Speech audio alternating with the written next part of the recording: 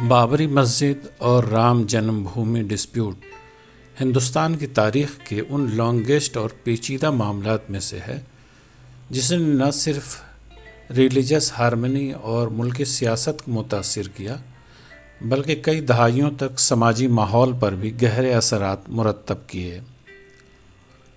اس جھگڑے کی شروعات برٹش دور میں ہوئی۔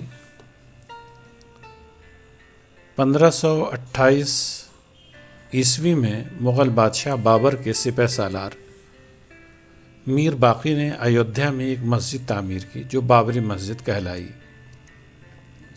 بعد کے دنوں میں ہندوؤں کے ایک گروہ نے کہنا شروع کیا کہ جہاں بابری مسجد ہے وہیں بھگوان رام کی پیدائش ہوئی تھی۔ ابتدائی دور میں اس جگہ پر کوئی بڑا ٹکراؤ تو سامنے نہیں آیا، مگر مقامی سطح پر عبادت اور مسجد میں جانے کے رائٹس کو لے کر چھوٹے جھگڑے کبھی کبھی پیدا ہوتے رہے۔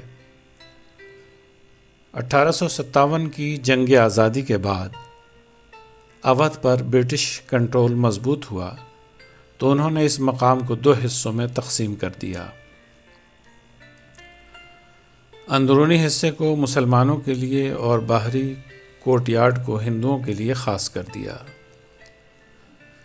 اس انتظام کا مقصد جھگڑوں کو کم کرنا تھا، لیکن اس نے ایودھیا کی دونوں کمیونٹیز کے درمیان حق اور مذہبی حق کے متعلق اختلافات کو مزید پیچیدہ بنا دیا۔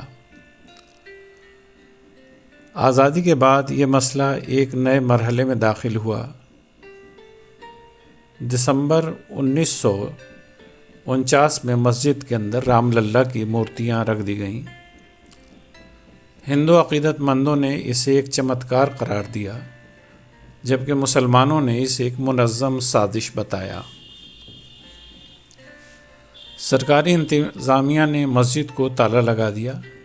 اس کے بعد ہندو اور مسلمان فریقوں نے کورٹ کے دروازے کھٹکھٹانا شروع کر دیے۔ 1986 میں عدالت کے حکم پر بابری مسجد کا تالا کھول کر ہندوؤں کو پوجا کی اجازت دے دی گئی۔ اس فیصلے نے اس معاملے کو مذہبی دائرے سے نکال کر مکمل سیاسی مسئلے میں بدل دیا۔ 1989 کے بعد رام مندر تحریک زور پکڑنے لگی، جس میں لاکھوں افراد نے حصہ لیا اور معاملہ ایک بڑے عوامی دباؤ کی شکل اختیار کر گیا۔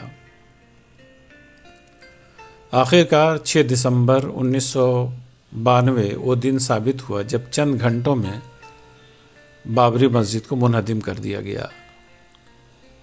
اس واقعے نے پورے ہندوستان میں دنگوں کو جنم دیا، جن میں بے شمار لوگ مارے گئے اور ملک سیاسی و سماجی بحران کا شکار ہو گیا۔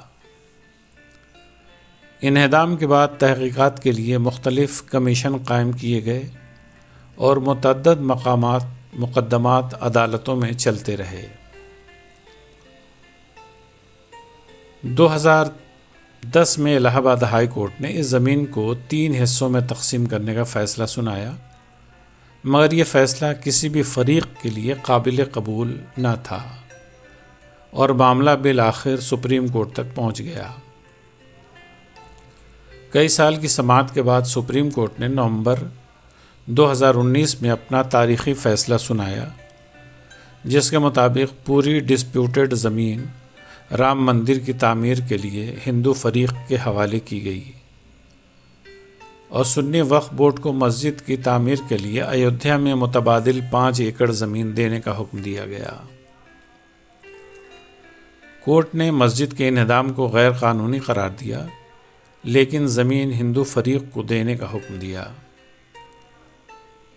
2020 میں رام مندر کی تعمیر کا باقاعدہ آغاز ہوا، جس کا افتتاح جنوری 2024 میں پران پرتشٹھا کی تقریب کے ساتھ ہوا۔